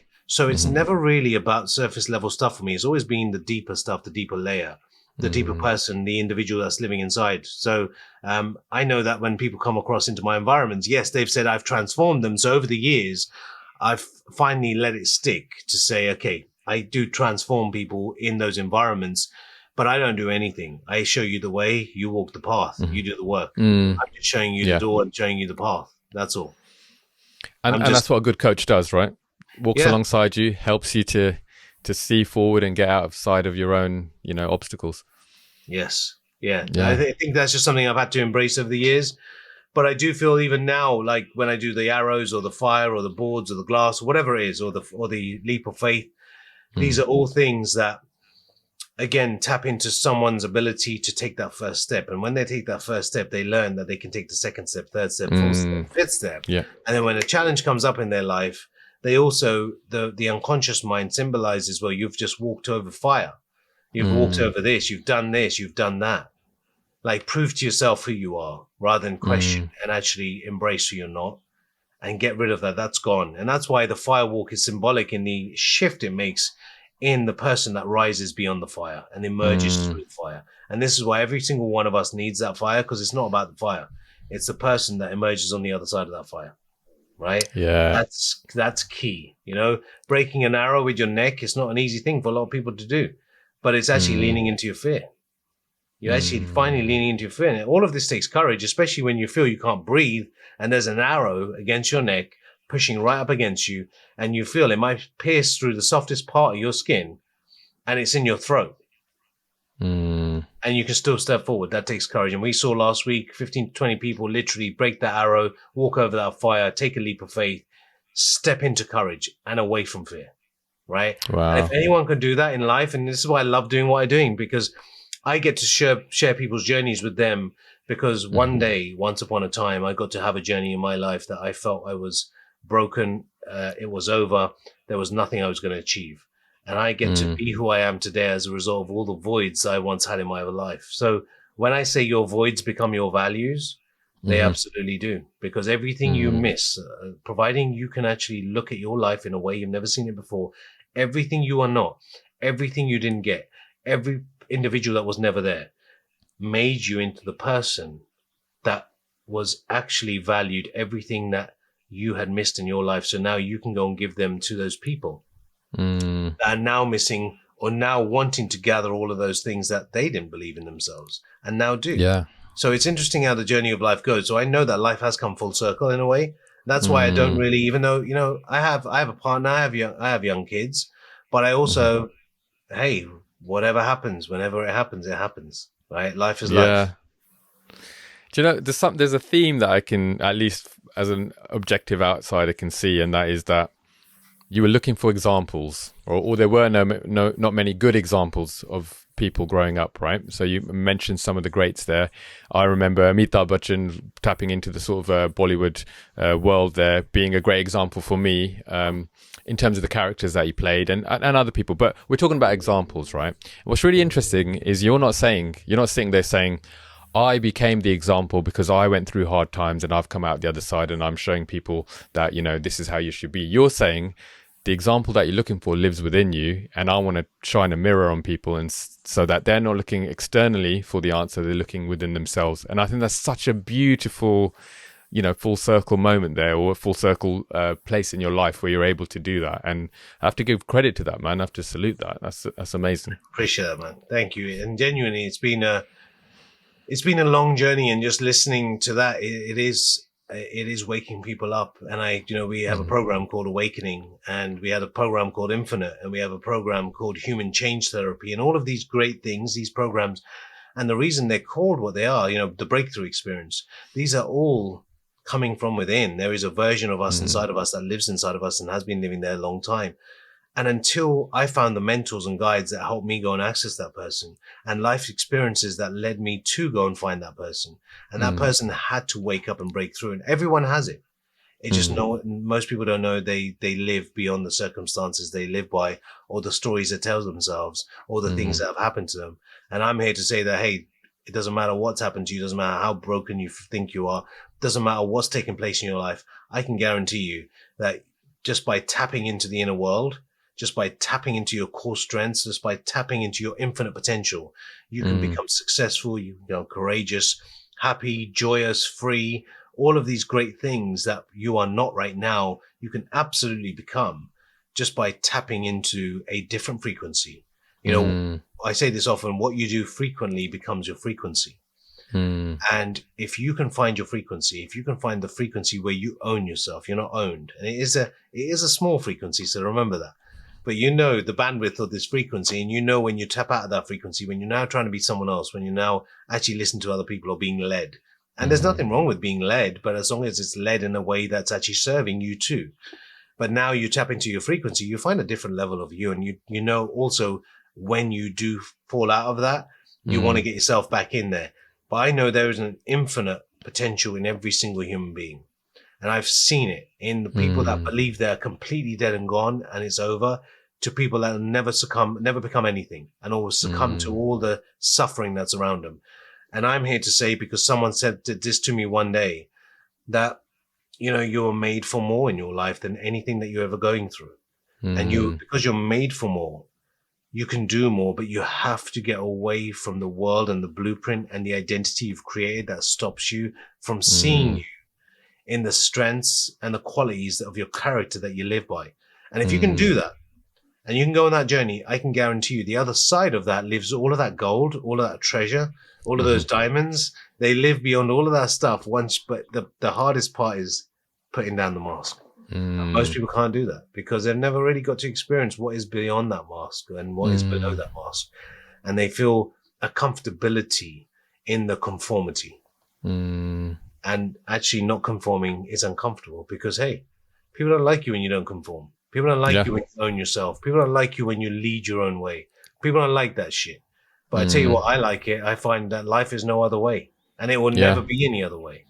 Just because once you found it, you won't ever lose it, or you won't ever become someone else or follow someone else again that's leading you to a place you don't want to go.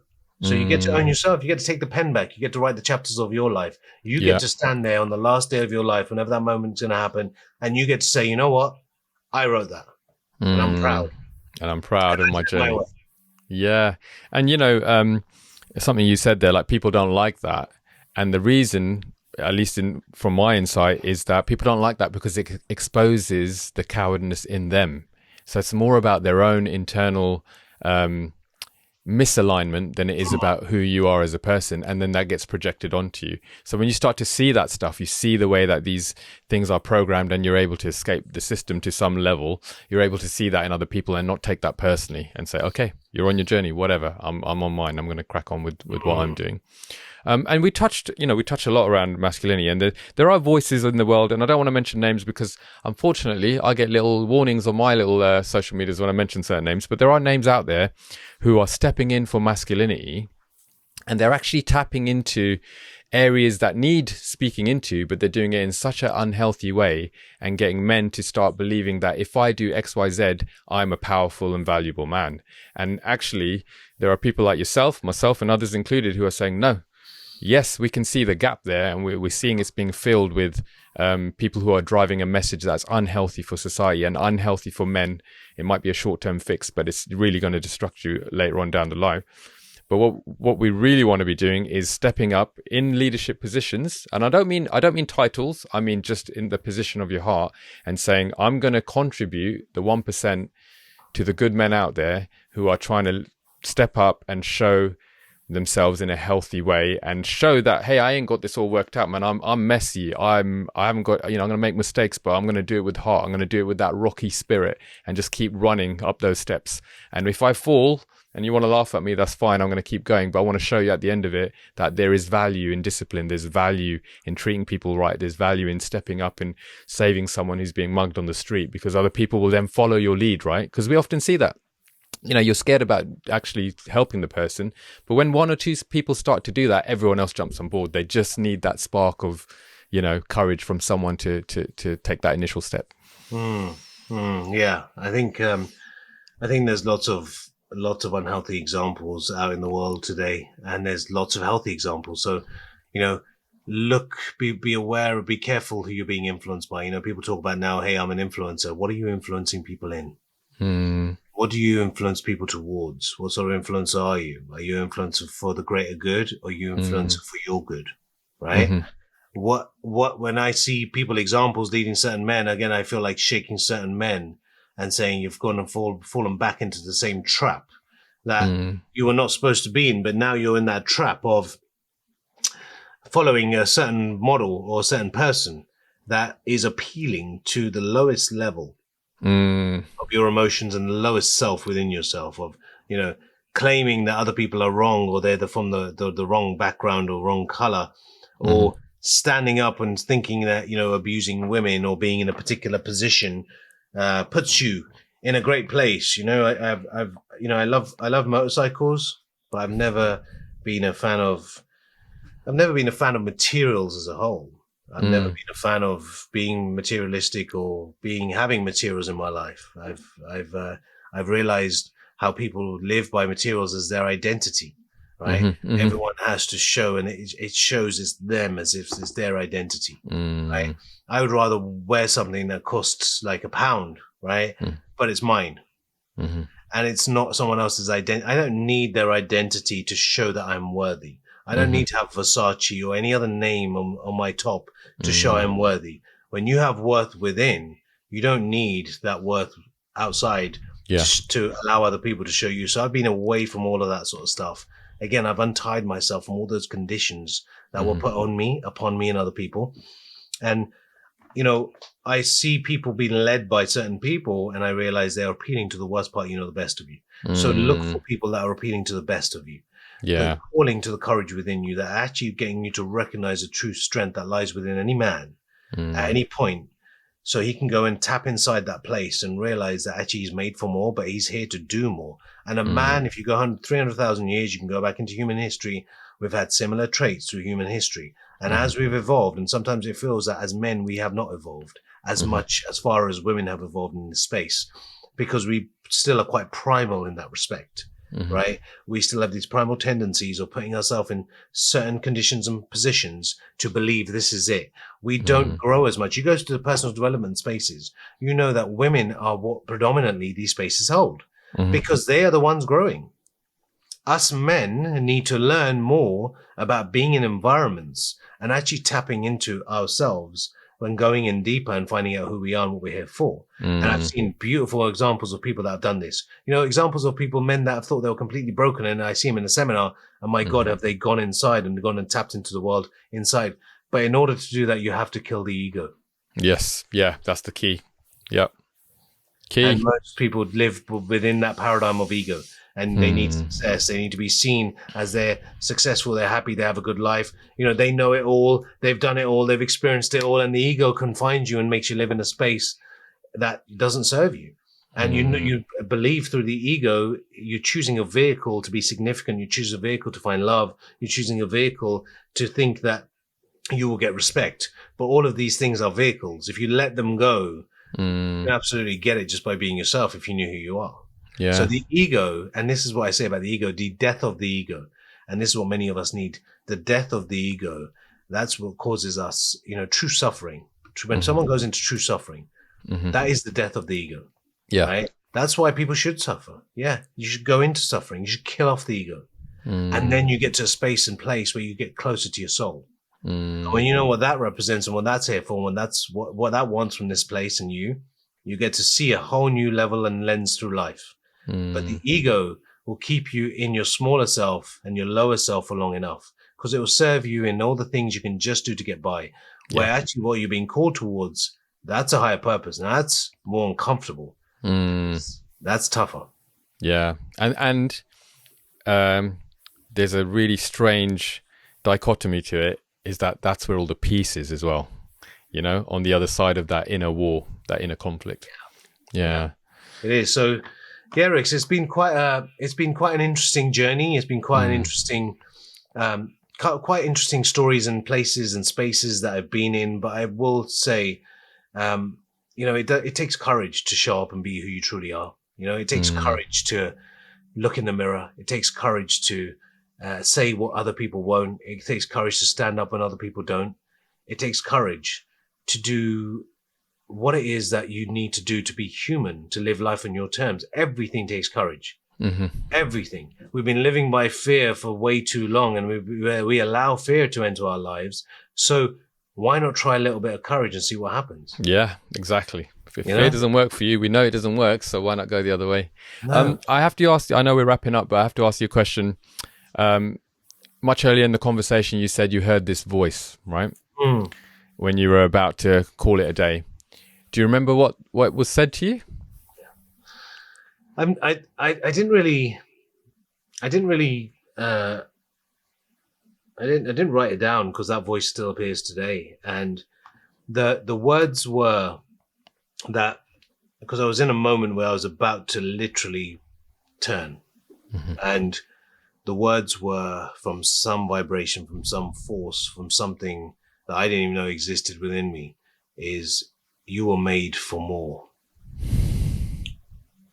I just don't know where that came from. Like, I wouldn't say those words to myself, that you were made for more.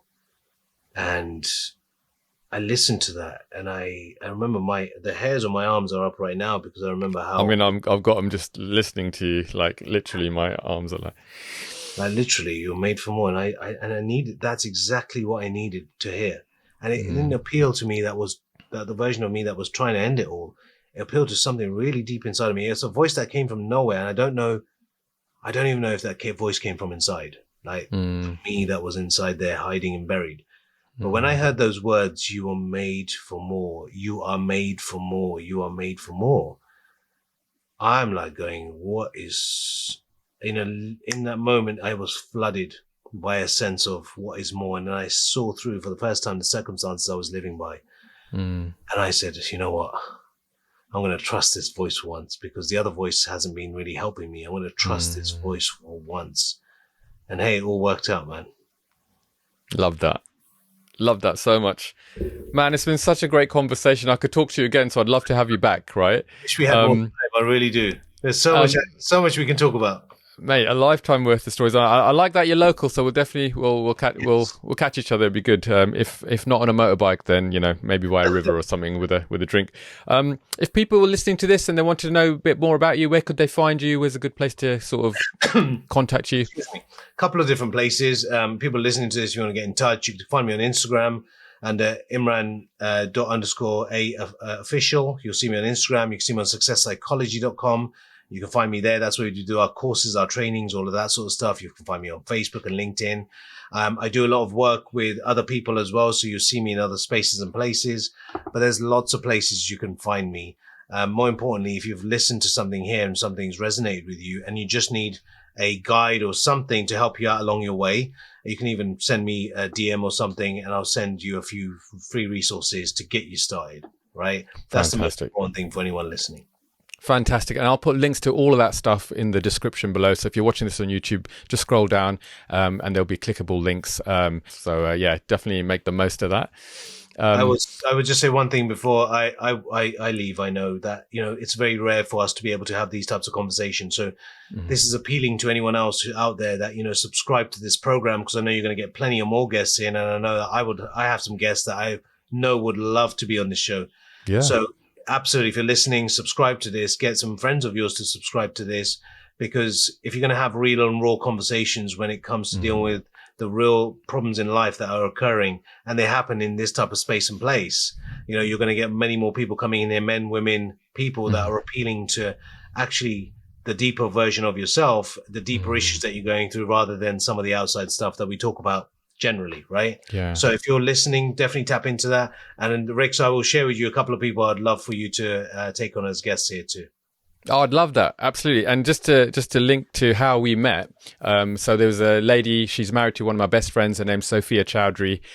She was on episode 3 of the Go Encourage podcast. So really early on the show, she hadn't seen anything and she just took a leap of faith, and, I really appreciate that. Anyway, she was at one of your programs, and then from there I was like, oh, who's this guy? And then I got to sort of see some of your stuff, and now we've had a conversation and linked as well. So it's just beautiful the way the world works, especially if you're living in your authentic self and going on a journey of like self-discovery. So yeah, just a little link there with a bit of a shout out to Sophia, but and a thumbs up for you as well for doing what you're doing. Yes. Yeah. No, thank you, Rix. And we'll continue this conversation. I know there's going to be another version of this. We'll continue that. I just want to say thank you for, again, being a great host, having great questions, but just having a conversation. That's all this was, a conversation between two brothers, sharing things about life, about experiences. And I know there's way more that we can share and speak about. So I look forward to the next one. Yeah, me too. Well, if you're listening, just to wrap up, whatever you're doing, whatever you're facing, whatever's in front of you, our message here today is to keep moving forward and to go encourage. We'll see you in the next one. Hey, really hope you enjoyed that episode, and I hope there was something there that you can take away and reflect on. If you'd like to continue the conversation, you can do so publicly on YouTube via the comments, or if you prefer to be more private, you can DM me on Instagram, and the handle is @GoEncourage. You can also find links to everything at the website, which is www.goencourage.com. You can find a copy of the Courage Journal, links to TikTok, Instagram, and all the places that you can find Go Encourage online. You can also have a look at the upcoming Go Encourage blog, which is coming soon. So yeah, definitely do check that out. But my encouragement to you is whatever you're doing, whatever you're going through, keep moving forward and to go encourage. I'll see you on the next episode.